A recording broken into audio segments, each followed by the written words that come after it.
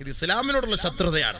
നമുക്ക് അല്ലാഹു സ്വർഗം തരും, നമുക്ക് ആഖിറത്തിൽ നല്ല വിജയമുണ്ട്, മുസ്ലിം സമുദായം ഐശ്വര്യമുള്ളവരാണ്, നമ്മൾ ഇബാദത്ത് ചെയ്യുന്നവരാണ്, നമുക്ക് നല്ല ശുദ്ധിയുണ്ട്, വൃത്തിയുണ്ട്, വെടിപ്പുണ്ട്, സംസ്കാരമുണ്ട്, ബോധമുണ്ട് എന്ന് മനസ്സിലാക്കിയ ഈ വൃത്തികെട്ട സമുദായമാണ് ഇതിനെ തേജോവധം ചെയ്യാൻ വേണ്ടി ഇതിനൊക്കെ പരിശ്രമിക്കുന്നത്, അല്ലാതെ മറ്റൊന്നുമല്ല. ഇതിനാണ് നിങ്ങൾക്ക് എനിക്കിതൊക്കെ ദേഷ്യമാണ് സുഹൃത്തുക്കളെ. നിങ്ങൾ ഇനി എന്തെല്ലാം ഈ കുണാപ്പിനകത്തൂടെ കണ്ടിട്ട് പറഞ്ഞാൽ എനിക്കിതൊന്നും പേടിയൊന്നുമില്ല. ഞാൻ ഒരുത്തനെ വകവയ്ക്കയില്ല. എന്റെ ശൈലി എങ്ങനെയാണ്?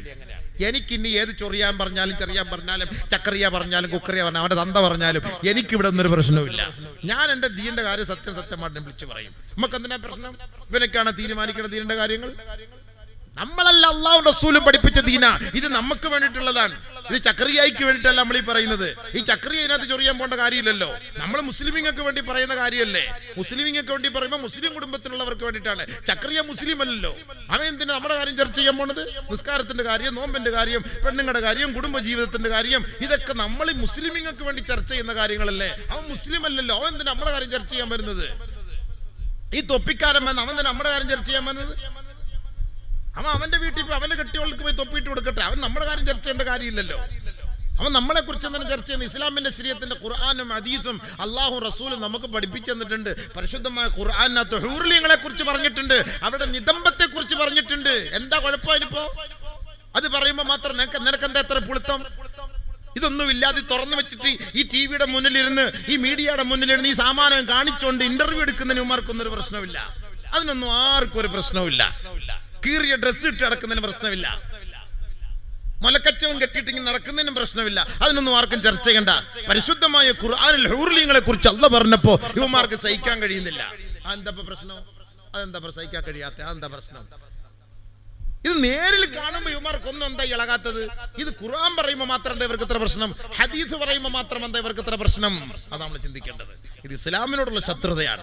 നമുക്ക് അല്ലാഹു സ്വർഗം തരും, നമുക്ക് ആഖിറത്തിൽ നല്ല വിജയമുണ്ട്, മുസ്ലിം സമുദായം ഐശ്വര്യമുള്ളവരാണ്, നമ്മൾ ഇബാദത്ത് ചെയ്യുന്നവരാണ്, നമുക്ക് നല്ല ശുദ്ധിയുണ്ട്, വൃത്തിയുണ്ട്, വെടിപ്പുണ്ട്, സംസ്കാരമുണ്ട്, ബോധമുണ്ട് എന്ന് മനസ്സിലാക്കിയ ഈ വൃത്തികെട്ട സമുദായമാണ് ഇതിനെ തേജോവധം ചെയ്യാൻ വേണ്ടി ഇതിനൊക്കെ പരിശ്രമിക്കുന്നത്, അല്ലാതെ മറ്റൊന്നുമല്ല.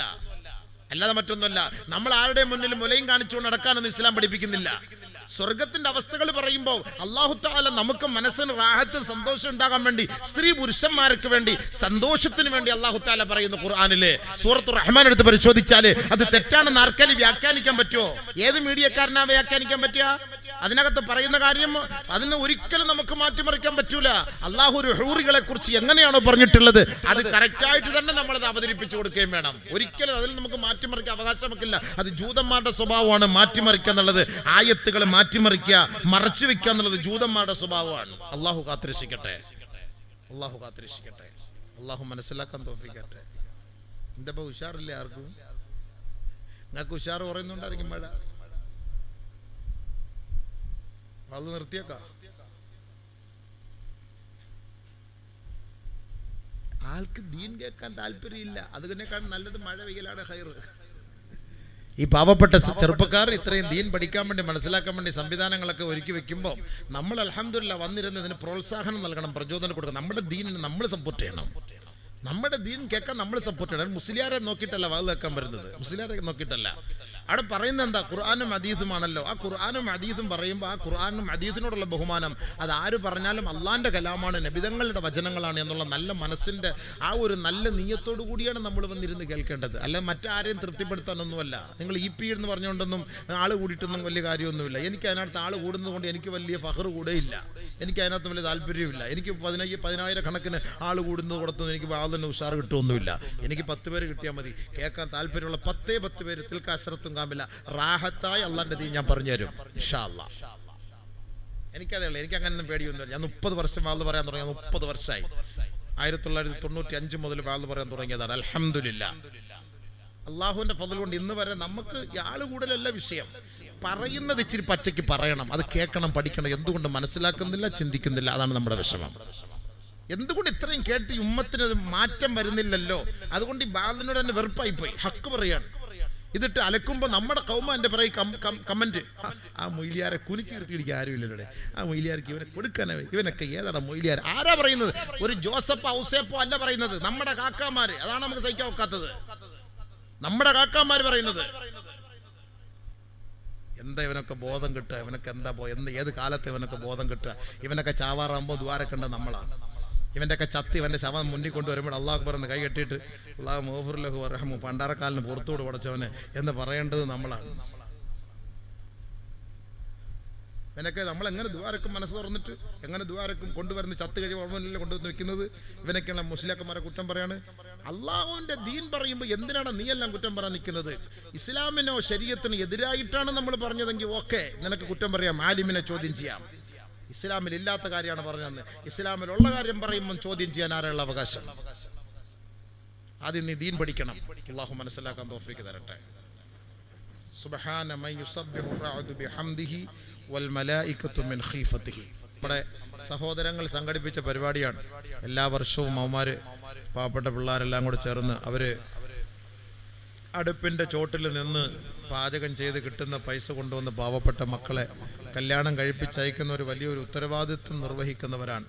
അൽഹംദുലില്ലാ, നല്ലവരായ നാട്ടുകാരായ നിങ്ങൾ വേണ്ടവണ്ണം അവരെ സഹായിച്ച് ആ പാവപ്പെട്ട പെൺകുട്ടികൾ, നമ്മൾ സമ്പന്നന്മാർ സക്കാത്ത് കൊടുക്കാതെ പിടിച്ചു വെക്കപ്പെടുമ്പോൾ ഉണ്ടാകുന്ന പ്രശ്നങ്ങളാണിത്. അബൂദർ റളിയല്ലാഹു തആല അൻഹുവിനോട് നബി സല്ലല്ലാഹു അലൈഹി വസല്ലമ തങ്ങൾ പറഞ്ഞു, അബൂദറെ, രാവിലെ നീ ഒരു ഇൽമിന്റെ ഒരു ഭാഗം, ഒരു ബാബ്, ഒരു വാതില് പഠിക്കാൻ, അല്ലെങ്കിൽ ഒരു അക്ഷരം, അല്ലെങ്കിൽ അതിൻ്റെ ഒരു ചെറിയ ഒരു വചനം പഠിക്കുന്നതിന് വേണ്ടി രാവിലെ നീ യാത്ര ചെയ്ത് പോകുന്നത് ഈ ഇൽമു പഠിക്കാതെ നീ 1000 റക്അത്ത് നമസ്കരിക്കുന്നതിനേക്കാൾ ശ്രേഷ്ഠമാണെന്ന് നബിയുനാ റസൂലുള്ളാഹി അല്ലാഹുവിന്റെ റസൂൽ സല്ലല്ലാഹു അലൈഹി വസല്ലം പറഞ്ഞ വാക്കാണ്. ഇൽമു പഠിക്കാൻ വേണ്ടി ഒരു യാത്ര, 1 മണിക്കൂറോ അരമണിക്കൂറോ അല്ലെങ്കിൽ 1 കിലോമീറ്ററോ 1/2 കിലോമീറ്ററോ നമ്മൾ ഇൽമു പഠിക്കാൻ വേണ്ടി ഒരു യാത്ര ചെയ്യുന്നത് 1000 റക്അത്ത് നമസ്കരിക്കുന്നതിനേക്കാൾ ശ്രേഷ്ഠമാണ് എന്ന് നബി സല്ലല്ലാഹു അലൈഹി വസല്ലമ കമാ ഖാല റസൂലുള്ളാഹി സ്വല്ലല്ലാഹു അലൈഹി വസല്ലം തങ്ങൾ പറഞ്ഞു. കാരണം ഇൽമില്ലാതെ നിസ്കരിച്ചിട്ട് കാര്യമില്ല. ഇന്ന് എത്രയോ പേര് നമസ്കരിക്കുന്നു. ഈ നിസ്കാരത്തില് ഞാൻ ഓതുന്ന ഫാത്തിഹ അല്ലെങ്കിൽ ഞാൻ ഓതുന്ന സൂറത്ത് ശരിയാണോ എന്ന് ആരെങ്കിലും ചിന്തിച്ചിട്ടുണ്ടോ? അവർ പറയും അല്ല, അള്ളാഹ് പുറത്തു തരും. എല്ലാം ഒന്നും അള്ളാഹ് പുറത്തു തരുമല്ലോ സുഹൃത്തുക്കളെ. നിങ്ങൾ ആരെങ്കിലും ചിന്തിച്ചിട്ടുണ്ടോ? ഞാൻ ഓതുന്ന എൻ്റെ സൂറത്തുൽ ഫാത്തിഹ അല്ലെങ്കിൽ എൻ്റെ അത്തഹിയാത്ത്, ഞാൻ റുക്കൂഇല് സുജൂദില് ഇഅ്തിദാലില് ഞാൻ ഓതുന്നത് ഇത് ശരിയാണോ തെറ്റാണോ? നിങ്ങൾ വലുതൊന്നും പഠിക്കാൻ നിൽക്കണ്ട. നിങ്ങളൊരു ചെറിയ സൂറത്ത് പഠിച്ചാൽ മതി. ഈ ഒരു ചെറിയ സൂറത്ത് അത് ശരിയാണോ തെറ്റാണോ എന്ന് മനസ്സിലാക്കാൻ ഏതെങ്കിലും ഒരു ഉസ്താദിന്റെ മുന്നിൽ, ഒരു ആലിമിന്റെ മുന്നിൽ പോയി ഇരുന്നിട്ട്, ഉസ്താദെ എനിക്ക് നമസ്കരിക്കാൻ വേണ്ടി ഒരു 10 സൂറത്ത് അറിയണം, ഞാൻ പഠിച്ചു വെച്ചിട്ടുള്ള ഈ സൂറത്ത് ശരിയോ തെറ്റോ നോക്കണം. കാരണം നിസ്കാരം ബാത്തിലാകാൻ പാടില്ല. നിസ്കാരം ബാത്തിലാകാതിരിക്കാനുള്ള വഴി എന്തെന്ന് മനസ്സിലാക്കാൻ ആരെങ്കിലും അതിനു വേണ്ടി തുനിഞ്ഞിറങ്ങിയിട്ടുണ്ടോ, പരിശ്രമിച്ചിട്ടുണ്ടോ? എല്ലാവരും നിസ്കരിക്കും, എല്ലാവരും നിസ്കാരക്കാരാണ്. നിസ്കാരത്തിനൊന്നും ഒരു പഞ്ഞവുമില്ല. നിസ്കാരത്തിനൊന്നും ഒരു പഞ്ഞവുമില്ല. നിസ്കരിക്കാൻ ഇഷ്ടം പോലെ ആളുകൾ ഉണ്ടാകും. നിസ്കരിക്കാൻ ഇഷ്ടം പോലെ ആളുകൾ ഉള്ളതോ പള്ളി നിറയലോ ഒന്നും അല്ല വിഷയം. നമസ്കരിക്കുന്ന വ്യക്തിയിൽ ആ നമസ്കാരത്തിന്റെ ക്വാളിറ്റിയാണ് അള്ളാഹ്ക്ക് വേണ്ടത്, ക്വാണ്ടിറ്റി ഒന്നും അള്ളാഹ്ക്ക് വേണ്ട. നീ 1000 റക്അത്തൊന്നും നിസ്കരിച്ചിട്ട് അള്ളാന്റെ പൊരുത്തം വാങ്ങാനൊന്നും നിൽക്കണ്ട. നീ 2 റക്അത്ത് നമസ്കരിച്ചാൽ മതി. ആ 2 റക്അത്ത് 2 റക്അത്ത് ആയിരിക്കണം, അതേ ഉള്ളൂ. അതിനുവേണ്ടി ആരാ പരിശ്രമിക്കുന്നത്? ചില ആളുകളൊക്കെ പറയും ഞാൻ 2 കോടി സലാത്ത് ചൊല്ലി, 10 കോടി സലാത്ത് ചൊല്ലി, 10000 അത് ദിക്ർ ചെയ്തു, 10 50 ഉംറ ചെയ്തു, 100 ഹജ്ജ് ചെയ്തു, 250 ഖത്തം തീർത്ത്. ഇത് ആരുടെ പറയാന്? നിന്നോട് ആരെങ്കിലും പറഞ്ഞോ? ചോദിച്ചോ? ഇതൊക്കെ ഒരു ഇബാദത്തല്ലേ, അള്ളാഹുവിനുള്ള ഇബാദത്തല്ലേ? ഇത് അള്ളാഹുവിനോട് കണക്ക് ബോധിപ്പിച്ചാൽ മതിയല്ലോ. നീ ഈ ചൊല്ലിയത് എണ്ണം കൂട്ടാൻ വേണ്ടിയിട്ടാണോ, അതല്ലെങ്കിൽ വാട്സപ്പിലും ഫേസ്ബുക്കിലും നിറഞ്ഞു നിൽക്കാനാണോ, അതല്ലെങ്കിൽ 10 പേര് ഇത് അറിയാനാണോ? ഇതെന്തിനാണ് നീ ചെയ്തത് എന്നുള്ളത് നിനക്കും അള്ളാഹ്ക്ക് അറിയുള്ളൂ മോനെ. ഇത് ആരെടുത്താ നീ പറയുന്നതിന്റെ കണക്ക്? ബഹുമാനപ്പെട്ട റാബിയത്ത് നഫീസത്തുൽ മിസ്രിയ റളിയല്ലാഹു തആല അൻഹ പറഞ്ഞു, ഒരാൾ അസ്തഗ്ഫിറുല്ലാഹൽ അലീം എന്ന് പറഞ്ഞാൽ ആ അസ്തഗ്ഫിറുല്ലാഹൽ അലീം എന്ന് പറഞ്ഞത് ശരിയാകാൻ 1000 അസ്തഗ്ഫിറുല്ലാഹ് വീണ്ടും ചൊല്ലണമെന്ന്. ഒരസ്തഗ്ഫിറുല്ലാഹൽ അലീം എന്ന് നമ്മൾ പറയുന്നത് അത് ശരിയാകണമെങ്കിൽ വീണ്ടും 1000 അസ്തഗ്ഫിറുല്ലാഹ്. കാരണം നമ്മുടെ അസ്തഗ്ഫിറുല്ലാഹ് അങ്ങനെ എന്നൊരു സൗണ്ട് കേൾക്കണേ. വെടിവെട്ടിക്കുന്നത് പോലെ കുറെ കുസ് കുസ് കുസ് എന്നുള്ള സൗണ്ട് അല്ലാതെ വേറെ എന്താ കേൾക്കുന്നത്? ദിക്ർ ചെല്ലുന്നുണ്ട്. 70,000 ദിക്ർ ചെല്ലാൻ വേണ്ടി വീട്ടിൽ വിളിച്ചിരുത്തിയിട്ട് 70,000 ദിക്ർ ഇത്ര മണിക്കൂറുള്ളിൽ ചൊല്ലി കറക്റ്റ് തീർക്കും. അതിന് പ്രത്യേക കൊട്ടേഷനാണ്. ഈ കൊട്ടേഷൻ ടീമിനെ വിളിക്കും, അവർ ഇത്ര സമയത്തുള്ളിൽ ചൊല്ലി ഇത്ര സമയത്തിനകത്ത് തീർക്കും സംഭവം. കൊട്ടേഷൻ. അപ്പൊ ഈ വയറ് കാണൽ ചടങ്ങിന് കൊട്ടേഷൻ വിട്ടിട്ടുണ്ട് ഈ പൊരിക്കുന്ന ആൾക്കാർക്ക്. നമ്മൾ അവർ തന്നെ പറയും എത്ര മാസം, 4-ാം മാസത്തെയാണോ 6-ാം മാസത്തെയാണോ 7-ാം മാസത്തെയാണോ 9-ാം മാസത്തെയാണോ. ആ കൊട്ടേഷൻ അവർ തന്നെ കട അങ്ങനെ പ്രത്യേക കടകളുണ്ട്, സെറ്റപ്പ് ആക്കി വെച്ചിരിക്കുകയാണ്. 7-ാം മാസത്തിലാണെങ്കിൽ 7 കൂട്ടം സാധനങ്ങൾ ഇത്ര എണ്ണം 101 എണ്ണം വെച്ച്, 9-ാം മാസത്തിലാണെങ്കിൽ 9 കൂട്ടം സാധനങ്ങൾ 101 എണ്ണം വെച്ച് സെറ്റാക്കി വെച്ചിരിക്കുകയാണ്. പ്രത്യേക കിറ്റാണ്, എല്ലാത്തിനും ഇങ്ങനെ കിറ്റാണ്. ഇബാദത്തിന് ഇപ്പൊ അങ്ങനെ ഒരു കിറ്റായിട്ട് പോയി. എത്ര മണിക്കൂർ കൊണ്ട് തീർക്കണം? 70,000 ദിക്ർ. ഞങ്ങൾ എത്ര പേര് വരും? ഇത്ര പേരുണ്ട്. അത്ര പേര് വന്നാൽ ഇത്ര സമയം കൊണ്ട് തീർക്കും, ഇത്ര പേര് വന്നാൽ അത്ര സമയം കൊണ്ട് തീരുള്ളൂ. എത്ര സമയം കൊണ്ട് നിങ്ങൾക്ക് തീർക്കണം? കാര്യം പറയും. ഏത് സൈസിൽ വേണം? ഉറക്കം ഓതണോ, പതുക്കം ഓതണോ, നിന്ന് ഓതണോ, ഇരുന്നോതണോ? എല്ലാം ഒരു പ്രഹസനം, എല്ലാം ഒരു പ്രഹസനം. അതിന് നമ്മൾ പാവപ്പെട്ട നമ്മളും കൂട്ടി നിൽക്കുന്നു, ആലിമീങ്ങളും കൂട്ട്, നമ്മളും കൂട്ട്. അള്ളാഹുവിന് വേണ്ടി അള്ളാഹുവിൻ്റെ മുന്നിൽ ഇബാദത്ത് ചെയ്യേണ്ട നമ്മളെല്ലാം ഇതെല്ലാം ഒരു പ്രഹസനം പോലെ ഇങ്ങനെ മുന്നോട്ട് കൊണ്ടുപോകും. ഇതൊക്കെ സ്വീകരിക്കുമോ ഇല്ലയോ, ഇതൊക്കെ അള്ളാഹ്ക്കല്ലാതെ മറ്റാർക്കറിയാം. പക്ഷെ ആരെങ്കിലും അതിനെക്കുറിച്ച് ചിന്തിച്ചിട്ടുണ്ടോ? പടച്ചവനെ, എൻ്റെ ഇബാദത്ത് നീ സ്വീകരിക്കുന്നുണ്ടോ? അള്ളാഹുവേ, പരിശുദ്ധമായ റമദാനിൽ നോമ്പെടുത്തു. ഈ റമദാനിന്റെ 30 ദിവസത്തെ നോമ്പ് സ്വീകരിക്കാൻ വേണ്ടി ബഹുമാനപ്പെട്ട മഹാന്മാര് 6 മാസത്തോളം ദുആ ചെയ്യും. അല്ലാഹുവേ, ഞങ്ങളുടെ നോമ്പ് നീ സ്വീകരിക്കണേ പടച്ചവനെ. 6 മാസത്തോളം ദുആ ചെയ്യും. അല്ലാ, ഞങ്ങളുടെ നോമ്പ് നീ കബൂലാക്കണേ പടച്ചവനെ. ഞങ്ങളുടെ തറാവീഹ് നമസ്കാരം നീ സ്വീകരിക്കണേ അല്ലാ. 6 മാസം ദുആ ചെയ്യും നോമ്പ് സ്വീകരിക്കാൻ വേണ്ടിയിട്ട്. നമ്മുടെ നോമ്പ് റമദാനൊന്ന് കഴിഞ്ഞ ഉടനെ നമ്മൾ രംഗത്തേക്ക് ഇറങ്ങിക്കഴിഞ്ഞു. മൂടിവെച്ചതും പൂട്ടിവെച്ചതുമെല്ലാം വീണ്ടും നമ്മൾ തുറന്ന് രംഗപ്രവേശനം നടത്തിയിരിക്കുകയാണ്. തെറ്റിന്റെ ബാബുകൾ നമ്മൾ തുറന്നു. അല്ലാഹ് പുറത്തു തരണേ പടച്ചവനെ. 6 മാസക്കാലത്തോളം മഹത്തുക്കളും സഹാബാക്കളും താബിഈങ്ങളും അവര് ദുആ ചെയ്തു, പടച്ചവനെ, എൻ്റെ റമദാനിന്റെ രാപ്പകല് നീ സ്വീകരിച്ചോ അല്ലാ. അതെല്ലാം എൻ്റെ മുന്നിലേക്ക് വലിച്ചെറിഞ്ഞോ പടച്ചവനെ. ആര് നമ്മൾ ദുആ ചെയ്തു? ആരല്ലാഹയോട് ചോദിച്ചു ഈ റമദാൻ സ്വീകരിച്ചോ ഇല്ലയോ എന്നുള്ളത്? നമ്മൾ ആരോട് ചോദിച്ചു? ആരോടും ചോദിച്ചോ? അല്ലാഹുവോട് ചോദിച്ചോ? നബിയുനാ റസൂലുള്ളാഹി തങ്ങൾ പറഞ്ഞു, അല്ലാഹു പറഞ്ഞതായിട്ട് അസ്സൗമു ലീ വ അനാ അജ്സീ ബി.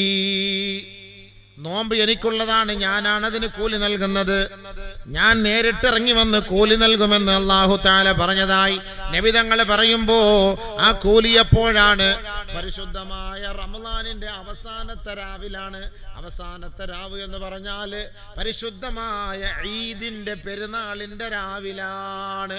ആ പെരുന്നാളിന്റെ രാവിൽ വന്ന് പള്ളിയിലിരുന്ന് ഇബാദത്ത് ചെയ്യുന്നവർക്ക് അല്ലാഹു റബ്ബുൽ ഇസ്സത്ത് കൂലി കൊടുക്കുമെന്ന് പറയുമ്പോ പെരുന്നാളിന്റെ രാവിൽ നമ്മളെല്ലാവരും കൂലി വാങ്ങാൻ നിൽക്കുന്നത് മാംസക്കടയുടെ മുന്നിലാണ് അല്ലേ? മാംസക്കടയുടെ മുന്നിലാണ് നമ്മൾ കൂലി വാങ്ങാൻ നിൽക്കുന്നത്. ഈ 30 ദിവസത്തെ രാപ്പകലത്തെ ഇബാദത്ത് എവിടെ പോയി? 30 ദിവസത്തെ രാപ്പകൽ എവിടെ പോയി? ഇബാദത്ത് എവിടെ പോയി? നമ്മൾ കൂലി വാങ്ങാൻ നിൽക്കുന്നത് ഇറച്ചി വാങ്ങാൻ വേണ്ടി. ഇറച്ചിയാണ് നമ്മുടെ കൂലി. നമ്മുടെ ഏറ്റവും വലിയ പെരുന്നാളാണ്. ശരിയല്ലേ സുഹൃത്തുക്കളെ? നിങ്ങൾ അവസാനത്തെ 10 ദിവസത്തിൽ നിങ്ങൾ എഴുത്തിക്കാഫിരിക്കണേ. ഈ എഴുത്തിക്കാഫിരിക്കാൻ വേണ്ടി അള്ളാന്റെ റസൂല് തീരുമാനിച്ചത് രാവിലെ മുതൽ വൈകിട്ട് വരെയാണ്. 10 ദിവസം രാവും പകലും നിങ്ങൾ എഴുത്തിക്കാഫിരിക്കണം. പക്ഷെ ഇന്ന് നമ്മൾ തന്നെ തീരുമാനിച്ചു, പകലിന്റെ സമയം മാത്രം ഞാൻ എഴുത്തിക്കാഫ്, രാത്രി മാത്രം എഴുത്തിക്കാഫ്, അല്ലെങ്കിൽ 2 മണിക്കൂർ മാത്രം എഴുത്തിക്കാഫ്. നമ്മൾ തന്നെ അങ്ങോട്ട്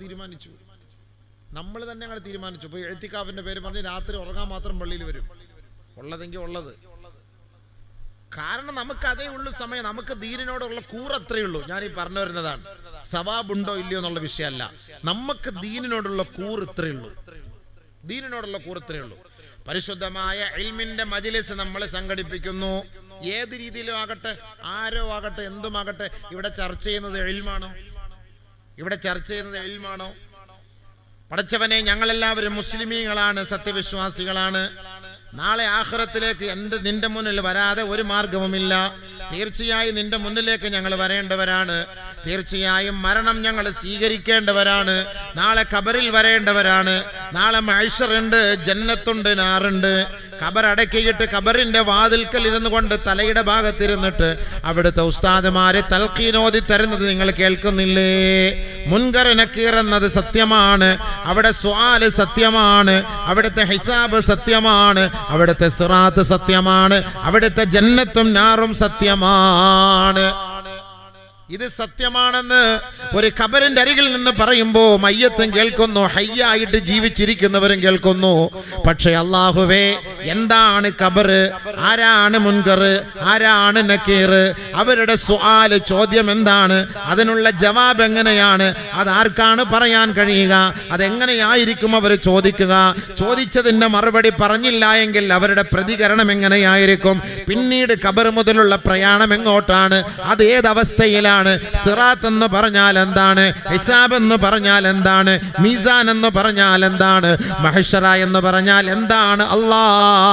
ആ മഹ്ശറ വൻസബയിൽ നിന്ന് ഫരീഖും ഫിൽ ജന്ന വ ഫരീഖും ഫിസ് സഈർ എന്ന് രണ്ട് വിഭാഗമായി വേർതിരിക്കപ്പെടുമ്പോൾ ആരാണ് ഫരീഖും ഫിൽ ജന്ന, ആരാണ് ഫരീഖും ഫിസ് സഈർ? എപ്പോഴാണ് സ്വർഗ്ഗത്തിൽ പ്രവേശനം? എപ്പോഴാണ് നരകത്തിൽ നിന്ന് മോചനം? അല്ലെങ്കിൽ നരകത്തിൽ പോയ നമുക്കിനി സ്വർഗ്ഗത്തിലേക്ക് മോചനം ഉണ്ടോ? ആദരവായ റസൂലുള്ളാഹി തങ്ങളെ സ്വഹാബാക്കളെ കാണാൻ കഴിയോ? മുൻഗാമികളായി മരിച്ചുപോയ നമ്മുടെ മഹത്തുക്കളെ കാണാൻ പറ്റുമോ? നമ്മുടെ മാതാപിതാക്കളെ കാണാൻ പറ്റുമോ? നമ്മൾ അല്ലാഹുവേ ദുനിയാവിന് വേണ്ടി ചെയ്ത സദഖകളെല്ലാം ഇതിന്റെ ഗുണങ്ങളെ കുറിച്ച് ഞങ്ങൾ ഉസ്താദുമാര് പറഞ്ഞത് കേട്ടിട്ടുണ്ട്. അതിന്റെ മഹത്വങ്ങൾ മനസ്സിലാക്കാൻ ഞങ്ങൾക്ക് കാണാൻ കഴിയുമോ? ഇതിനെക്കുറിച്ച് ആരെങ്കിലും ചിന്തിച്ചിട്ടുണ്ടോ? ഇതിനെക്കുറിച്ച് ചിന്തിച്ചിട്ടുണ്ടോ സുഹൃത്തുക്കളെ? നമ്മളൊരു വാള് കേൾക്കാൻ വേണ്ടി വരുന്നു. ഈ വാള് കേൾക്കാൻ വേണ്ടി വരുന്നത് എന്തിനാണ്? ഈ വാള് എന്തിനാണ്? ഈ നസീഹത്ത് എന്തിനാണ്? ഈ ഉപദേശം എന്തിനാണ്? ഇവിടെ 5 ദിവസത്തെ വാള് വെക്കുന്നു. പല പണ്ഡിതന്മാര് പല ഭാഗത്തു നിന്ന്, വളരെ ദൂരത്ത് നിന്നെല്ലാം ഇവിടേക്ക് വാളിന് വേണ്ടി വരുന്നു. ഞങ്ങളും ഇവിടുന്ന് ദൂരത്തെല്ലാം കാസർഗോട്ടേക്കും പോകുന്നു. എന്താണ് ഇതിന്റെ പിന്നിലെ ലക്ഷ്യം? പെൺകുട്ടികളെ കെട്ടിക്കലും വീട് വെക്കലും സാധുക്കളെ സഹായിക്കലും അതൊരു മറ്റൊരു വഴിയാണ്. അവിടെ ഇരുന്നു കൊള്ളട്ടെ. സാധുക്കളെ സഹായിക്കൽ ഇസ്ലാമിന്റെ ബാധ്യതയാണ്. പള്ളികെട്ടൽ ഇസ്ലാമിന്റെ ബാധ്യതയാണ്. മദ്രസ കെട്ടൽ ഇസ്ലാമിന്റെ ബാധ്യതയാണ്. പരിശുദ്ധമായ ദീനിന്റെ കാര്യം പറഞ്ഞിട്ടാണ് അവരിൽ നിന്ന് അത് കളക്ട് ചെയ്യേണ്ടത്. അതിന് എതിർക്കാൻ ഈ ലോകത്തൊരാളെ കൊണ്ട് സാധ്യമല്ല. പരിശുദ്ധമായ ഖുർആൻ കൊണ്ട് സ്ഥിരപ്പെട്ട കാര്യമാണ്. ഹദീസുകൾ കൊണ്ട് സ്ഥിരപ്പെട്ട കാര്യമാണ്. ഈ സാധുക്കളുടെ കയ്യിൽ നിന്ന് വാങ്ങുന്നത് പുട്ടടിക്കാനല്ല, വെറുതെ നമുക്ക് കള്ളക്കച്ചവടം ചെയ്യാനുള്ളതല്ല. പാവപ്പെട്ട എത്രയോ സാധുക്കൾ നമ്മുടെ കുടുംബങ്ങളിൽ ഉണ്ടായിട്ട് സ്വന്തക്കാര് പോലും അവരെ തിരിഞ്ഞു നോക്കാതിരിക്കുമ്പോ അവരോടുള്ള ബാധ്യതകൾ നിറവേറ്റേണ്ടത് നാട്ടുകാരായ നല്ലവരായ സ്വാലിഹീങ്ങളാണ്. ബഹുമാനമുള്ള സഹോദരങ്ങളെ, കോടാനുകോടി രൂപകളിട്ട് സക്കാത്ത് കൊടുക്കാതെ നമ്മൾ കച്ചവടം ചെയ്യുമ്പോ കോടീശ്വരന്റെ കണക്ക് പരിശോധിച്ചാൽ, കേരളക്കാരനായ മുസ്ലിം സഹോദരങ്ങളുടെ കണക്ക് പരിശോധിച്ചാൽ അവൻ കൃത്യമായി എല്ലാ വർഷവും അവന്റെ സമ്പത്തിൽ നിന്ന്, അവന്റെ മുതൽ മുടക്കിൽ നിന്ന് കൃത്യമായി 2.5% അവൻ അള്ളാന്റെ മാർഗത്തിൽ സക്കാത്ത് കൊടുത്താൽ ഈ ദുനിയാവിൽ വിശിഷ്യ ഈ കേരളത്തിൽ ഒരു തെണ്ടികൾ പോലും ഉണ്ടാവുകയില്ല കേട്ടോ. പക്ഷേ ആരാണ് അതിനു വേണ്ടി ചെലവാക്കുക? ആരാണ് സമയം ചെലവാക്കുക? ആരാണ് അതിനു വേണ്ടി പണം മാറ്റിവെക്കുക? ലക്ഷോപലക്ഷങ്ങളുള്ളവനാണ്, കോടികൾ കൊണ്ട് കളിക്കുന്നവനാണ്, എത്രയോ ഏക്കർ കണക്കിന് സ്ഥലം വാങ്ങിയിട്ടുള്ളവനാണ്. അവന്റെ വലിയ വീടിന്റെ മുന്നിലേക്ക് ഗേറ്റ് തുറന്ന് അവനെ പ്രതീക്ഷിച്ചിരുന്ന് അവനിങ്ങനെ ഇറങ്ങി വരുമ്പോ അവനോട് തന്റെ ആവലാതി വേവലാതി പറഞ്ഞാൽ അവൻ പിച്ചച്ചട്ടിയിലേക്ക് വലിച്ചിടുന്നത് കേവലം 100 500 നോട്ടാണ്. 5000ങ്ങളും 50,000ങ്ങളും 5 ലക്ഷവും കൊടുത്താൽ മതിയാകാത്തവനാണ് കേവലം ഒരു 50 രൂപയിൽ ഒതുക്കുന്നത്, ഒരു 500 രൂപയിൽ ഒതുക്കുന്നത്. ഇത് സക്കാത്തല്ല കേട്ടോ, ഇത് സദഖയല്ല കേട്ടോ. കേവലം നിന്റെ വീട്ടിലേക്ക് കഷ്ടപ്പെട്ട് വന്നതിന്റെ പേരിൽ ആ ഒരു ബാധ്യത എങ്ങനെയെങ്കിലും ഒഴിവാക്കാൻ, ഈ ഒരു ഇടങ്ങേറി എന്റെ വീട്ടിൽ നിന്ന് പോകാൻ വേണ്ടി നീ അവരെ കല്ല് വെച്ച് എറിയുന്നതിന് പകരം കേവലം നാണയത്തുട്ടുകൾ കൊണ്ട് എറിഞ്ഞു ഓടിക്കുകയാണ് ചെയ്യുന്നത്. യഥാർത്ഥ നിന്റെ മനസ്സിന്റെ ഉള്ളിൽ നിന്ന് കൊടുക്കുന്ന സദഖയല്ല. അങ്ങനെ ആരാ കൊടുക്കുക? ഇസ്ലാമിന്റെ സമ്പത്തിന്റെ വ്യവസ്ഥ, സക്കാത്തിന്റെ വ്യവസ്ഥ നമ്മൾ പഠിച്ചിട്ടാണോ നമ്മൾ ചെയ്യുന്നത്? 5 കോടിയുടെ ആസ്തിയുള്ളവനാണ്, 5 കോടിയുടെ ഷോപ്പിംഗ് കോംപ്ലക്സ് നടത്തുന്നവനാണ്. കരുനാഗപ്പള്ളി ടൗണിൽ പോയി നോക്ക്, ബഹുഭൂരിപക്ഷവും മുസൽമാന്റെ കെട്ടിടങ്ങളാണ്. കേരളത്തിന്റെ പല ഭാഗങ്ങളിൽ പോയി നോക്ക്, ബഹുഭൂരിപക്ഷവും മുസൽമാന്റെ കടകളാണ്, ഭൂരിഭാഗവും മുസ്ലിമീങ്ങളുടെ കച്ചവട സ്ഥാപനങ്ങളാണ്. കോടാനകോടി ടേൺ ഓവറാണ് വർഷം തോറും കഴിയുന്നത്. ഈ ടേൺ ഓവർ കണക്ക് കൂട്ടി മനസ്സിലാക്കിയിട്ട് അവന്റെ മുതൽ മുടക്കിൽ നിന്ന് 2.5% അവൻ മാറ്റിവെച്ചാൽ കേവലം ഒരു നല്ല പണക്കാരൻ, നല്ല ഒരു ബിസിനസ്സുകാരൻ ഒരു വർഷം അവൻ കൊടുക്കേണ്ട സമ്പത്ത് സക്കാത്ത് എത്രയെന്നറിയോ? 25 ലക്ഷം, 40 ലക്ഷം, 50 ലക്ഷത്തോളം രൂപയാണ് കണക്ക്. ആര് കൊടുക്കുന്നു? ആര് മനസ്സിലാക്കുന്നു? ടോറസിലും വലിയ വലിയ വണ്ടികളിലുമാണ് കോടാനുകോടി സാധനങ്ങൾ കച്ചവടത്തിന് വേണ്ടി വരുന്നത്, പോകുന്നത്. ഇവിടെ നിന്ന് സാധനങ്ങൾ ഇങ്ങനെ കയറ്റുമതി ചെയ്യുന്നു, ഇറക്കുന്നു, വരുന്നു, പോകുന്നു. ഗോഡൌണിലേക്ക് സാധനം വരുന്നു. ഗോഡൌണിൽ കോടാനുകോടിയുണ്ട്, ഗോഡൌണിൽ ലക്ഷക്കണക്കിനുണ്ട്, അവിടെയുണ്ട് ഇത്ര ഗോഡൌൺ. ഈ ഗോഡൌണിലുള്ള കോടിക്കണക്കിന് രൂപയുടെ സാധനങ്ങൾ മൊത്തം നീ കണക്ക് കൂട്ടണം. ഒരു വർഷമാകുമ്പോ ആ കണക്ക് കൂട്ടണം. ആ ഒരു വർഷത്തെ കണക്കിൽ 3 കോടി രൂപയുടെ സാധനം നിന്റെ വീട്ടിലുണ്ടോ, നിന്റെ കടയിലുണ്ടോ? അതിന്റെ 2.5% അള്ളാഹ്ക്ക് വേണ്ടി നീ മാറ്റിവെക്കണം. ഇത് അള്ളാഹുവിനോടുള്ള ഹക്കാണ്, ബാധ്യതയാണ്.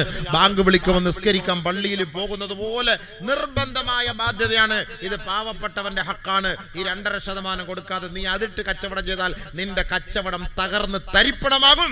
അത് പാവപ്പെട്ടവന്റെ പണമിട്ടാണ് നീ കളിക്കുന്നത്. അത് നിന്റെ വയറ്റിൽ തീയായി മാറുമെന്നാണ് പരിശുദ്ധമായ ഖുർആൻ പഠിപ്പിക്കുന്നത്. ഇത് മനസ്സിലാക്കണമെങ്കിൽ ഇൽമു കേൾക്കണ്ടേ? എത്ര പണക്കാരന്മാരാ വാഴ കേൾക്കുന്നത്? എത്ര പണക്കാരന്മാരാ ദീൻ കേൾക്കുന്നത്? ഈ പാവപ്പെട്ട മീൻ കച്ചവടക്കാരും ഇറച്ചി കച്ചവടക്കാരും ഈ പാവപ്പെട്ട തൊഴിലാളികളും കൂലിപ്പണിക്കാരന്മാരും വാഴ കേൾക്കാൻ വരും. വലിയ വലിയ സമ്പന്നന്മാർ എവിടെ വാഴ കേൾക്കാൻ വരുന്നത്? വലിയ വലിയ സമ്പന്നന്മാർ വാഴ കേൾക്കാൻ വന്നാൽ ഈ വാഴ കേൾക്കുന്നതനുസരിച്ച് അവൻ പ്രവർത്തിക്കേണ്ടി വരും. പ്രവർത്തിച്ചാൽ അവന്റെ സമ്പത്തിൽ നഷ്ടം വരുമെന്ന് അവൻ ധരിക്കുന്നുണ്ട്. ആര് വരുന്നുണ്ട് വാഴത്തിന്? ഇനി അവൻ ജുമുഅക്ക് പള്ളിയിൽ വന്നാൽ തന്നെ ഇമാമ് മിമ്പറിൽ കയറുന്ന സമയത്തെ പള്ളിയിലേക്ക് വരുള്ളൂ, അല്ലാത്ത സമയത്ത് അവൻ പള്ളിയിൽ വരൂല. അവന്റെ അടുത്ത് ദീനിന്റെ കാര്യങ്ങൾ പറയാൻ, അല്ലെങ്കിൽ അത് കേൾക്കാൻ, അത് മനസ്സിലാക്കാൻ, അവന്റെ സമ്പത്ത് അള്ളാന്റെ മാർഗത്തിൽ വേണ്ടവണ്ണം ചെലവാക്കാൻ അതിനൊരു അവസരം കണ്ടെത്താൻ ഏത് സമ്പന്നനാണ് തയ്യാറാകുന്നത്? ഏത് സമ്പന്നനാണ്?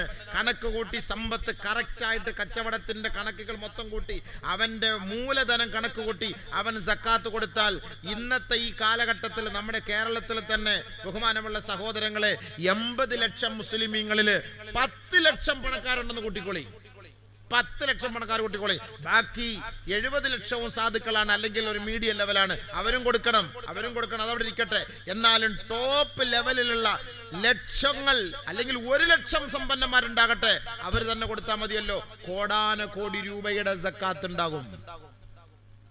കണക്കറിയില്ല ആർക്കും, ഇതിന്റെ കണക്കറിയില്ല. ഈ സമ്പത്ത് സക്കാത്ത് എന്താണെന്ന് എന്റെ സുഹൃത്തുക്കളെ വലിയ വലിയ സമ്പന്നന്മാര് പഠിക്കണം.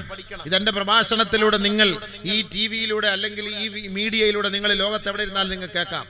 നിങ്ങൾക്ക് കോടികൾ കൊണ്ട് നിങ്ങൾ കളിക്കുമ്പോൾ ഓർക്കണം, നാളെ ഒരു ദിവസം മലക്കുൽ മൗത്ത് നിന്നെ തേടിയെത്തും. നാളെ ആഖിറത്തിലെത്തിയിട്ട് ഇതിന്റെ മുഴുവനും ഹിസാബ് പറയേണ്ടി വരുമ്പോൾ പടച്ചവനെ ഒരാലിമീങ്ങളും അത് പറഞ്ഞു തന്നിട്ടില്ലല്ലോ എന്ന് പറയാൻ നിനക്ക് അവിടെ അവകാശമില്ല. ആലിമീങ്ങൾ പറയുന്ന സ്ഥലത്ത് കേൾക്കാൻ നീ വന്നിട്ടില്ല. അതാണ് അതിന്റെ അർത്ഥം. നമസ്കരിക്കണമെങ്കിൽ നമസ്കാരം എങ്ങനെയെന്ന് പഠിക്കാൻ നീ തയ്യാറാകണം. ഖുർആൻ ഓതാൻ പറ്റാത്തതിന്റെ പേരിൽ എന്തുകൊണ്ട് ഖുർആൻ ഓതാൻ പറ്റിയില്ല? പഠിക്കാനുള്ള അവസരം ഉണ്ടായിട്ട് പഠിക്കാൻ തയ്യാറായില്ല. സക്കാത്ത് കൊടുക്കണമെന്ന് ആഗ്രഹമുണ്ട്. എങ്ങനെയാണ് സക്കാത്ത് കൊടുക്കേണ്ടത്? സാഹചര്യമുണ്ട്, പഠിപ്പിച്ചറിയാൻ ആലിമീങ്ങളുണ്ട്. പക്ഷെ അത് പഠിക്കാൻ ഞാൻ തയ്യാറായില്ല. നോമ്പ് പിടിക്കേണ്ടത് എങ്ങനെ, അതെങ്ങനെ മനസ്സിലാക്കും? ഇതിനുള്ള സാഹചര്യം എനിക്കുണ്ട്, പക്ഷെ ഞാൻ തയ്യാറല്ല. പിന്നെ എങ്ങനെ കൊടുക്കുക? ഇതിന് ഞാൻ തയ്യാറല്ലെങ്കിൽ പിന്നെ എങ്ങനെ നീ കൊടുക്കും? എങ്ങനെ പഠിക്കും? ഇതിനാണ് അബൂദർ റളിയല്ലാഹു അൻഹു തങ്ങൾ പറയുന്നത്, അബൂദർ വെറുതെ പോയി 1000 റക്അത്ത് നിസ്കരിച്ചിട്ടൊന്നും കാര്യമില്ല. അബൂദർ ആദ്യം നമസ്കാരം എന്തെന്ന് പഠിക്ക്. ഖുർആൻ ഓതിയിട്ട് കാര്യമില്ല. ഖുർആൻ ഓതേണ്ടത് എങ്ങനെയെന്ന് പഠിക്ക്. സദഖ സക്കാത്ത് ചെയ്തിട്ട് കാര്യമില്ല, അത് എങ്ങനെയെന്ന് പഠിക്ക്. കച്ചവടം നടത്തിയിട്ട് കാര്യമില്ല, കച്ചവടം ഹലാലേത് ഹറാം ഏത് എന്ന് ആദ്യം പഠിക്ക്. ഈ വാളെന്ന് പറയുന്ന ചെറിയ കാര്യമല്ല. നിങ്ങൾ കരിക്ക് കുറെ പെണ്ണുങ്ങളെ കെട്ടിക്കാൻ വേണ്ടി പൈസ വിരിക്കാനാണെന്ന്, അതും ഇസ്ലാമിന്റെ ഭാഗമാണ്. ഈ സമ്പന്നന്മാര് സക്കാത്ത് കൊടുക്കാത്തത് കൊണ്ടല്ലേ ഇങ്ങനെ ഒരു പിരിവ് വരേണ്ടി വരുന്നത്? അവന്റെ വീടിന്റെ പട്ടിയെ സൂക്ഷിക്കുന്ന ചെറിയ ഒരു പെട്ടി ഉണ്ടല്ലോ, ആ പെട്ടിയുടെ പൈസ കൊടുത്താൽ മതി ഒരു പാവപ്പെട്ട പെണ്ണിന്റെ കണ്ണിനിരൊപ്പാൻ പറ്റും. പൂച്ചയെ വളർത്തുന്ന പൈസ മതി. 2 ലക്ഷം രൂപ 4 ലക്ഷം രൂപയുടെ പൂച്ചയെ വാങ്ങുന്നവരുണ്ട്. 4 ലക്ഷം രൂപയുടെ പൂച്ച. ആര് പറഞ്ഞു 4 ലക്ഷം കൊടുത്ത് പൂച്ചയെ വാങ്ങാന്? ഈ പൂച്ചയ്ക്ക് തീറ്റ വാങ്ങാന് ലക്ഷക്കണക്കിന് രൂപ ചെലവാക്കുന്നവരുണ്ട്. ഈ അടുത്ത സമയത്ത് ഞാൻ പത്രത്തിൽ കണ്ടതാണ്, ന്യൂസിൽ കണ്ടതാണ്, 1.5 കോടിയുടെ പട്ടി ഒരാൾ വാങ്ങി. 1.5 കോടിയുടെ പട്ടി. ഇവന് പട്ടിയുടെ വിലയില്ല, ഇവൻ പോയി വാങ്ങിയത് 1.5 കോടി രൂപയുടെ പട്ടി. അവന്റെ മുഖത്ത് നോക്കി എടാ പട്ടി എന്ന് വിളിച്ചു നോക്ക്, അവന്റെ ദേഷ്യം കയറാം. പിന്നെ നിനക്ക് ദേഷ്യം കയറുന്നെങ്കിൽ നീ പിന്നെ 1.5 കോടി രൂപയുടെ പട്ടിയെ വാങ്ങിയത്. 1.5 കോടി രൂപ. ഞാൻ തിരുവനന്തപുരത്തൂടെ യാത്ര ചെയ്യുന്ന സമയത്ത് ഒരു പട്ടിയെ കാണാനില്ല എന്ന് പറഞ്ഞ് വളരെ വിഷമത്തോടു കൂടി എഴുതി ഒട്ടിച്ചിരിക്കുന്നു. ഒരാൾ എൻ്റെ അടുത്തേക്ക് വന്ന്, എന്താ ഉസ്താദ് ഏതാണ്ട് ഞാൻ ഇത് കണ്ടിട്ട്, ഞാൻ പാവം വല്ല സാധുക്കളായിരിക്കും വലിയ പട്ടി. അയ്യോ അത് നമ്മുടെ കൗമ ഉസ്താദെ, നമ്മുടെ കൗമ. അവരെ മക്കളെ പോലെ ഇത്രയും സ്നേഹമില്ല. നമ്മുടെ കൗമാണ്, മക്കളെ പോലെ ഇത്ര സ്നേഹമില്ല. ആ പട്ടി അവര് ഇങ്ങനെ എടുത്തു നടക്കും, ഇങ്ങനെ എടുത്തോണ്ട് നടക്കും, അങ്ങനെ കൊഞ്ചിച്ചുകൊണ്ട് നടക്കും, ഇങ്ങനെ ഉമ്മ കൊടുക്കും, ചാപ്പാട് വാരി വായിൽ വെച്ചു കൊടുക്കും. ആ പട്ടിയെ കുറെ നാളായിട്ട് കാണാനില്ല. എൻ്റെ വിഷമം തീർന്നിട്ടില്ല. 3-ാം പത്തേ 40-ാം പത്തേയും കഴിഞ്ഞിട്ട് അങ്ങനെ ഇരിക്കുകയാണ്. അവസാനം അവരിങ്ങനെ വെളിയിൽ ഒട്ടിച്ചിരിക്കുകയാണ് തിരുവനന്തപുരത്ത്. ഞാൻ നേരിട്ട് കണ്ട സംഭവമാണ്. അവർ ഭയങ്കര വില കൊടുത്ത് വാങ്ങിയ പട്ടിയാണെന്ന്. സ്വന്തം മക്കൾക്ക് ഇത്രയും വിലയില്ല. അങ്ങനെയുണ്ട് പട്ടിക്ക് വില. ലക്ഷങ്ങൾ ചെലവാക്കിയ പട്ടിയെ കാണാനില്ലെന്ന് പറഞ്ഞാൽ ഭയങ്കര വിഷമം. അതിനുവേണ്ടി ചെലവാക്കുന്നു, പട്ടിക്ക് വേണ്ടിയിട്ട്, പൂച്ചയ്ക്ക് വേണ്ടിയിട്ട്. പട്ടിക്കും പൂച്ചയ്ക്കും വെള്ളം കൊടുക്കുന്നവൻ അള്ളാണ്, നീ കൊടുക്കണം നിർബന്ധമൊന്നുമില്ല. അത് അള്ളാഹ് കൊടുത്തോളൂ എവിടുന്നെങ്കിലും. ആദ്യം നീ മനുഷ്യന്മാർക്ക് വെള്ളം കൊടു, മനുഷ്യന്മാർക്ക് വെള്ളം കൊടു. وكأي من دابة لا تحمل رزقها الله يرزقها وإياكم. പറക്കമറ്റാത്ത എത്രയെത്ര പക്ഷി പറവാദികൾക്കാണ്, എത്രയെത്ര മൃഗങ്ങൾക്കാണ് അല്ലാഹുവേ നീ വെള്ളം കൊടുക്കുന്നത്, അവർക്ക് അന്നദാനങ്ങൾ നൽകുന്നത്, ഭക്ഷണങ്ങൾ കൊടുക്കുന്നത്, അന്നപാനീയങ്ങൾ നൽകുന്നത് നീ തന്നെയല്ലയോ അല്ലാ. നിങ്ങൾക്കും ഭക്ഷണം നൽകുന്നത് അവൻ തന്നെയല്ലയോ.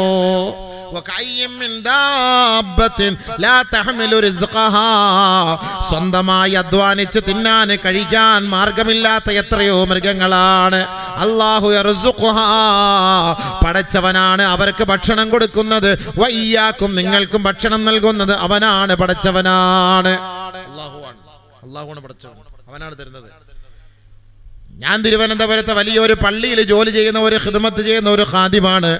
എത്രയോ സഹോദരങ്ങളെ ഖബറിലേക്ക് പോയിട്ട് ആ ഖബറിന്റെ ആ ചപ്പുകൂനകളൊക്കെ മാറ്റിയിട്ട് പള്ളിയിലെ ബക്കറ്റിൽ വെള്ളം കൊണ്ടുവന്ന് ഒഴിച്ചുകൊണ്ടിരിക്കുന്നത് കാണാം. ഞാൻ പള്ളിയിലും പറഞ്ഞിട്ടുണ്ട്, സഹോദരങ്ങളും പറഞ്ഞിട്ടുണ്ട്, സഹോദര ജീവിച്ചിരിക്കുമ്പോൾ നീ വെള്ളം കൊടുത്താൽ കൂലിയുണ്ട്. ഈ ഖബറിന്റെ മോളിൽ കൊണ്ട് വെറുതെ പള്ളിയുടെ വെള്ളം കൊണ്ട് ഒഴിച്ചിട്ടൊന്നും ഒരു പുണ്യവും ഇല്ല. എന്താ പുണ്യം? എന്താ ഗുണമുള്ളതെന്ന് പറ കേൾക്കട്ടെ.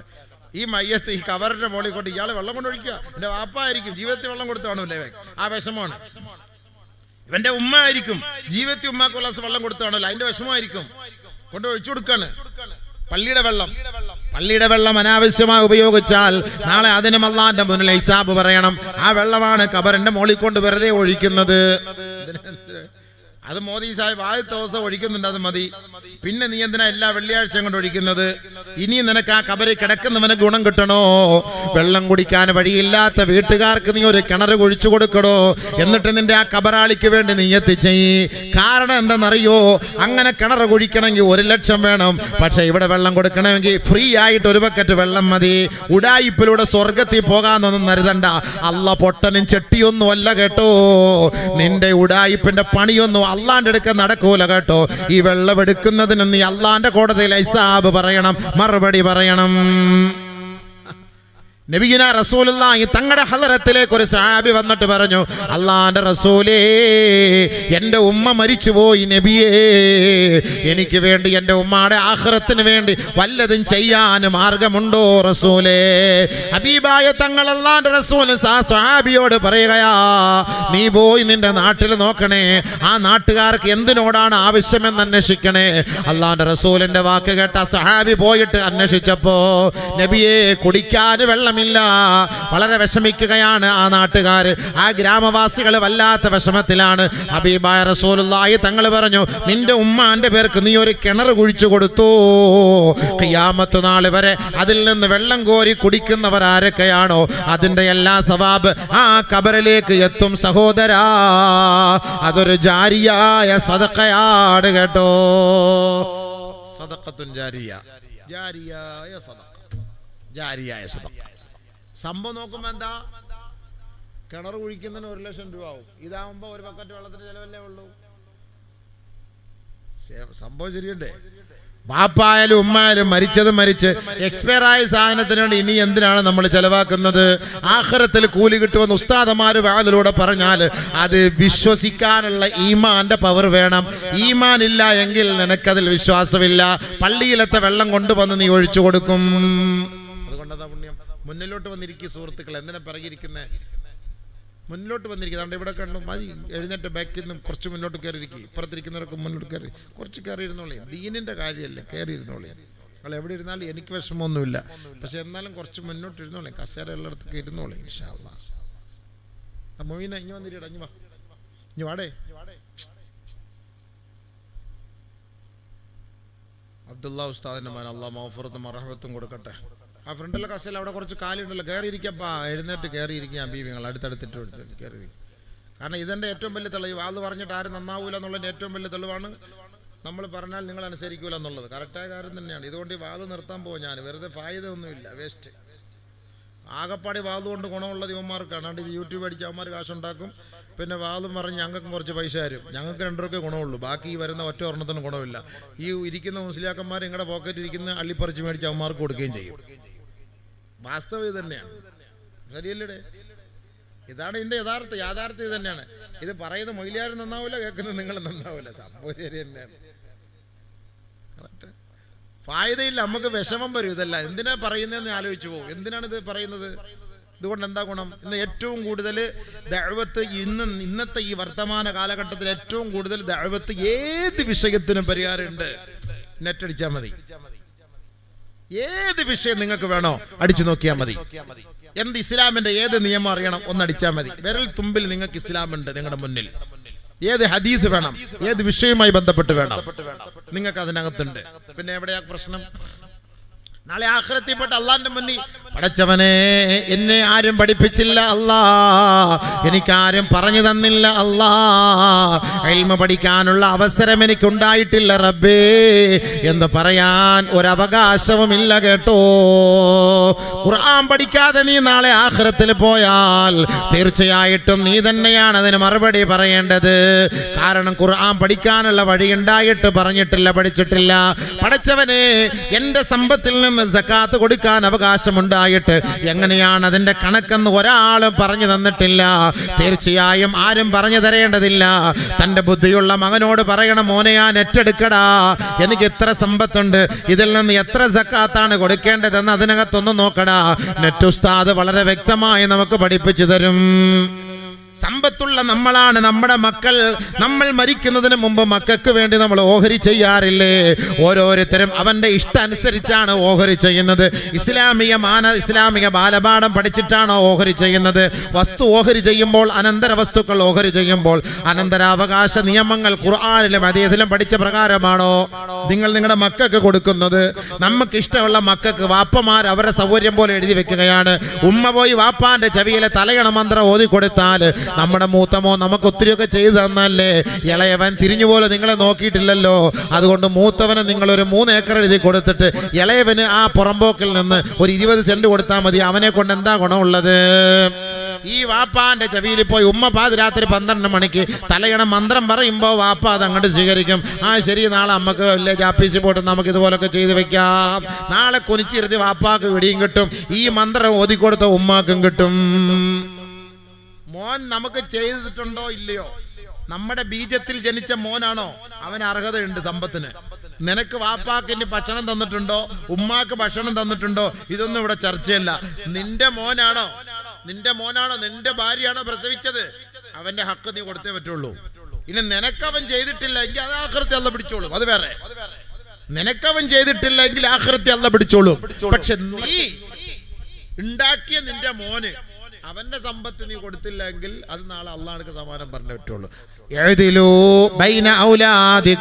നിങ്ങളുടെ മക്കൾക്കിടയിൽ നീതിപൂർവം നിങ്ങൾ പ്രവർത്തിക്കണേ. മാതാപിതാക്കളെ നീതിപൂർവം, മൂത്ത മോനിത്ര, ഇളയ മോനിത്ര, നടുവത്ത മകനിത്ര, ദുബായ് നിൽക്കുന്നവനെത്ര, ഇവനിത്ര, ഇതൊന്നുമല്ല സമ്പത്തൊന്നുമല്ല. അനന്തരാവകാശ നിയമം ഇതൊന്നുമല്ല കേട്ടോ. ഇസ്ലാമിക നിയമം അനുസരിച്ച് നിങ്ങൾ കൊടുക്കണം കേട്ടോ. പെണ്ണുങ്ങൾക്ക് പെണ്ണുങ്ങളുടേതായ അവകാശം, ആണുങ്ങൾക്ക് ആണുങ്ങളുടേതായ അവകാശം. ഇപ്പോ ഒരു താൻ കണ്ടില്ലേ, ഒരു വക്കീല് കണ്ടില്ലേ വടക്കൻ ജില്ലയില് 3 പെമ്മക്കൾ ഉണ്ടായിട്ട് ആ പെമ്മക്കൾക്ക് മുഴുവൻ ഓഹരിയും വാപ്പാന്റെ ഓഹരി കിട്ടുകയില്ല എന്നത് മനസ്സിലാക്കിയിട്ട് ഇപ്പോഴത്തെ പുതിയ നിയമം അനുസരിച്ച് കെട്ടിയ പെണ്ണിനെ ഒന്നും കൂടെ കെട്ടാൻ തയ്യാറായി. കാരണം പുതിയ നിയമം അനുസരിച്ച് സംഘപരിവാറിന്റെ ആശയാദർശം അനുസരിച്ചുള്ള വിവാഹം കഴിച്ചാൽ നിങ്ങളുടെ ഭർത്താവിന്റെ സമ്പത്ത് മുഴുവനും വാപ്പാന്റെ സ്വത്ത് മുഴുവനും നിലവിലുള്ള പെമ്മക്കൾക്ക് കിട്ടും. ഖുർആൻ അത് എതിരാണ്. ഖുർആനിനെ ആണോ നിങ്ങൾ സപ്പോർട്ട് ചെയ്യുന്നത്? അതല്ല മുശ്രിക്കീങ്ങളുടെ നിയമത്തെയാണോ നിങ്ങൾ സപ്പോർട്ട് ചെയ്യുന്നത്? മനസ്സിലാക്കുക. ഏത് നിയമത്തെ സപ്പോർട്ട് ചെയ്യുന്നത്? ഏത് നിയമത്തെയാ സപ്പോർട്ട് ചെയ്യുന്നത്? ഖുർആൻ എന്തിനാ പിന്നെ? ഹദീസ് എന്തിനാ പിന്നെ? ഖുർആനും ഹദീസും എന്തിനാണ്? വമാ കാന ലിമുഅ്മിനി വലാ മുഅ്മിന ഇദാ ഖദല്ലാഹു വറസൂലുഹു അംറൻ അൻ യകൂന ലഹുമുൽ ഖിയറതു മിൻ അംരിഹിം വമൻ യഅസില്ലാഹ വറസൂലഹു ഫഖദ് ളല്ല ളലാലൻ മുബീനാ. പരിശുദ്ധമായ ഖുർആൻ എക്കാലത്തും മാതൃകയാണ്. 1400 വർഷങ്ങൾക്ക് മുമ്പ് പരിശുദ്ധമായ ഖുർആൻ അല്ലാഹു റബ്ബുൽ ഇസ്സത്ത് നമുക്കിവിടെ അവതരിപ്പിച്ച് തന്നില്ലേ? അത് ഖിയാമത്ത് നാൾ വരെ നമുക്കതിൽ മാതൃകയുണ്ട് കേട്ടോ. ലോകത്തിന് മാതൃകയാണത്. ആ പരിശുദ്ധമായ ഖുർആനിൽ അല്ലാഹുവും റസൂലും ഏതൊരു കാര്യമാണോ നമുക്ക് പഠിപ്പിച്ചു തന്നത് അതിന് വിഘാതം സൃഷ്ടിച്ചുകൊണ്ട് നിന്റെ സ്വന്തം ഇഷ്ടപ്രകാരം ദീനിനെ നീ മാറ്റിമറിക്കാൻ ശ്രമിച്ചാൽ വ്യക്തമായി നീ പിഴച്ചു പോയവനാണെന്ന് പരിശുദ്ധമായ ഖുർആൻ.